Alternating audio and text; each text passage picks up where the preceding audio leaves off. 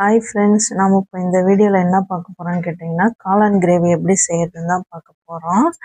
இது பார்த்திங்கன்னா நம்ம வீட்டில் வந்து அழுகிய தக்காளியிலேருந்து இந்த முளைச்சி வந்த செடி இதுலேருந்து பறித்து தான் நான் வந்து காளான் கிரேவி செஞ்சேன்.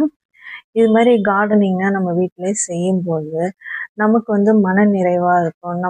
நமக்கு எந்த அவசரமான இன்றைய காலகட்டத்தில் நம்ம வந்து இதெல்லாம் செய்யும்போது நம்ம மைண்ட் ரிலாக்ஸாக இருக்கும். காளான் வந்து எப்படி செய்யறதுன்னு பார்த்துடலாம்.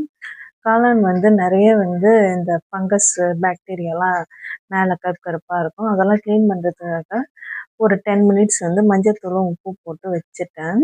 இது பார்த்தா காளானில் வந்து நம்ம தோல் இருக்கும், அதை உரிக்கணும். அது உரிச்சாதான் வந்து நமக்கு வந்து ஒரு சுவையாக இருக்கும். அது மேலே பார்த்தீங்கன்னா வழன்னு இருக்கும். உரிச்சு பார்த்தாலே உங்களுக்கே தெரியும். ஒரு தடவை ட்ரை பண்ணி பாருங்கள்.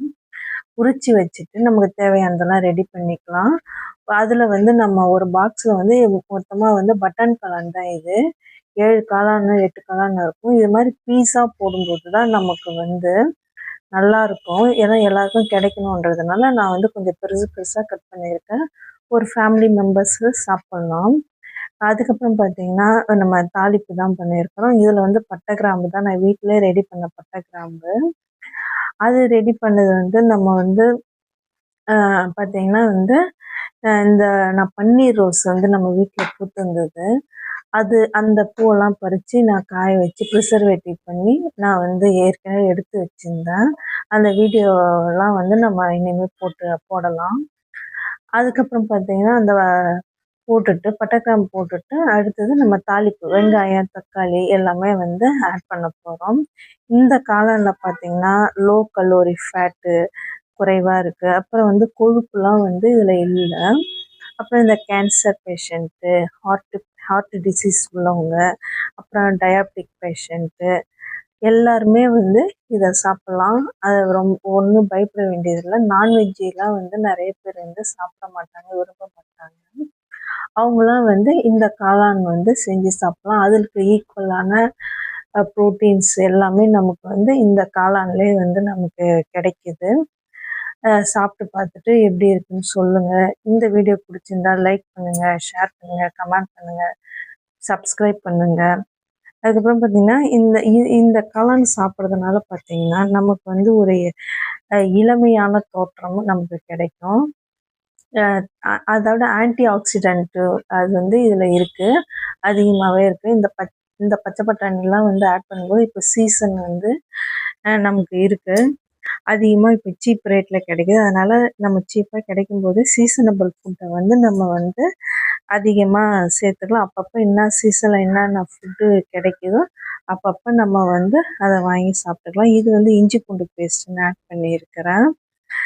இப்போ வந்து குளிர்காலன்றதுனால குழந்தைங்களுக்கு நிறைய ஃபீவரு, ஜுரம் இதெல்லாம் வந்து வருது நமக்கு அடிக்கடிக்க. அதனால் வந்து இந்த இம்யூனிட்டிக்காக இஞ்சி, அது டைஜஷன் ப்ராப்ளம் இதெல்லாம் வந்து இல்லாமல் இருக்கிறதுக்காக இந்த இஞ்சி பூண்டு பேஸ்ட் வந்து நம்ம ஆட் பண்ணணும்.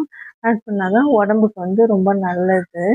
இதில் பார்த்திங்கன்னா நான் வந்து பெப்பரு, அதுக்கப்புறம் வந்து எப்பயுமே வந்து நம்ம சாதா வீட்டில் அரைச்ச வந்து மிளகாய்த்தூள் தான் போட்டிருக்கேன். அதுக்காக ஸ்பெஷலாக நான் எதுவும் வாங்கிட்டு வரல.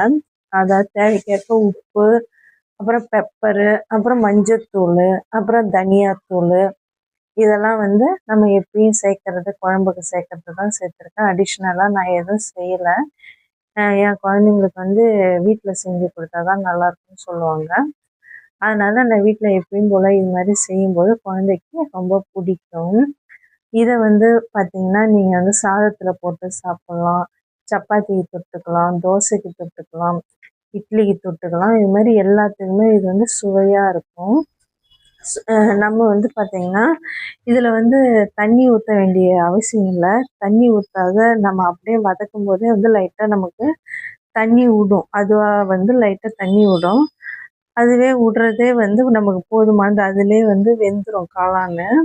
நீங்கள் அதிகமாக கிரேவி வேணும்னா நம்ம வந்து அதிகமான கிரேவி வந்து ஊற்றும்போது என்ன ஆகும்னா ஒரு மாதிரி மசிச்ச போல ஆகிடும். ரொம்ப இதிலே தண்ணி விட்டு அதிலே வந்து நமக்கு வந்து வெந்து வந்துடும். அதுவே சுவையாக தான் இருக்கும். நீங்கள் வந்து எக்ஸ்ட்ரா தண்ணி ஊற்றி பண்ணும்போது அது வந்து நல்லா இருக்காது, சுவை நல்லா இருக்காது. இந்த வீடியோ வந்து பாருங்க, பார்த்துட்டு எப்படி இருக்குன்னு சொல்லிட்டு எனக்கு கமெண்ட்ல சொல்லுங்க. Okay, bye friends.